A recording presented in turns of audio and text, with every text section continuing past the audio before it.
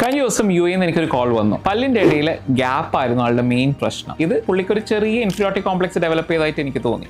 ഇപ്രാവശ്യം അവർ നാട്ടിൽ വരുന്ന സമയത്ത് ഇത് കറക്റ്റ് ചെയ്യണമെന്നുണ്ട്. പക്ഷെ ഈ ലീവ് കുറച്ച് സ്പെഷ്യലാണ്. കാരണം ആൾക്കൊരു പെണ്ണുകാണൽ ചടങ്ങ് കൂടിയുണ്ട്. ഇപ്രാവശ്യം അതൊന്ന് കറക്റ്റ് ചെയ്ത് കഴിഞ്ഞ ശേഷം മാത്രമേ ബാക്കി എല്ലാവരെയും മീറ്റ് ചെയ്യുള്ളൂ വരെ തീരുമാനം എടുത്തു ആള്. ഇനീഷ്യലി ഒരു ഓൺലൈൻ കൺസൾട്ടേഷൻ എടുത്ത് നമ്മൾ കേസ് ഒന്ന് അസസ് ചെയ്തു. എന്നിരുന്നാലും നമുക്ക് ട്രീറ്റ്മെന്റിനെ കുറിച്ച് വ്യക്തത വരണമെങ്കിൽ നേരിട്ട് കണ്ട് മാത്രമേ പോസിബിൾ ആവുള്ളൂ എന്നുള്ളത് ഞാൻ അവരോട് പറഞ്ഞു. ബട്ട് പുള്ളിക്കാണെങ്കിൽ ഒട്ടും സമയമില്ല.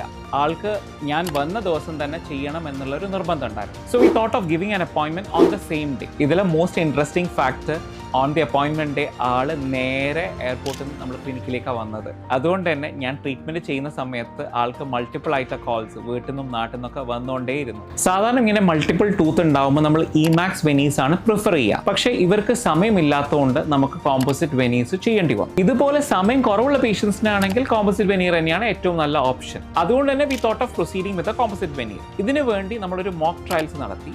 അതിൽ പേഷ്യന്റ് ഹാപ്പി ആയിരുന്നു. അതുകൊണ്ട് തന്നെ V thought of proceeding with composite veneer. ഇതിലൊരു ചാലഞ്ച് എന്ന് പറയുന്നത് അവരുടെ ഷെയ്ഡ് കുറച്ച് യുണീക്ക് ആയിരുന്നു. അത് നമ്മൾ കേരളത്തിലൊക്കെ അങ്ങനെ കാണാത്തൊരു ഷെയ്ഡാണ്. അത് മാച്ച് ചെയ്ത് കിട്ടണം എന്നുള്ളത് കുറച്ചൊരു ഡിഫിക്കൽട്ട് ടാസ്ക്കായി എനിക്ക് തോന്നി. അതൊന്ന് മാച്ച് ചെയ്തപ്പം പേഷ്യന്റ് വളരെ ഹാപ്പി ആയിരുന്നു. ഈ ഒരു മാറ്റം നിങ്ങൾ കണ്ടുനോക്കൂ.